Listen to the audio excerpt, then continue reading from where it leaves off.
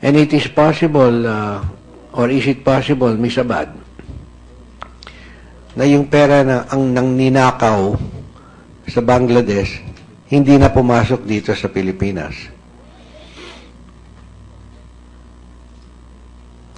That they used what they would have gambled here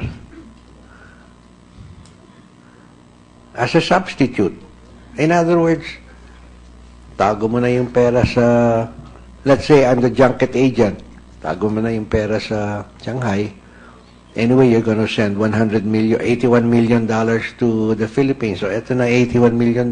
Basta pagbalik ng pera, just give me $60 million. Sabihin mo, we won it in the casino in Manila. Pwede yan, di ba? Well, that is a laundering scheme, Your Honor. Pardon? That is a laundering scheme. Exactly, yes. Yes. But physically, I'm saying that money that was stolen doesn't even have to physically come. The money that was stolen is in New York. It's with the account of RCBC. Of course, it's an electronic transfer to Manila.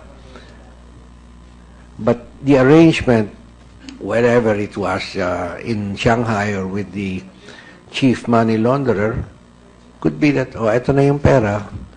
Whatever your winnings are from your $81 million na talagang isusugal naman ninyo sa Manila, sabihin mo, it was won by me. Diba? So, launder na. Yes, Your Honor. Okay. Thank you very much, Mr. Chairman.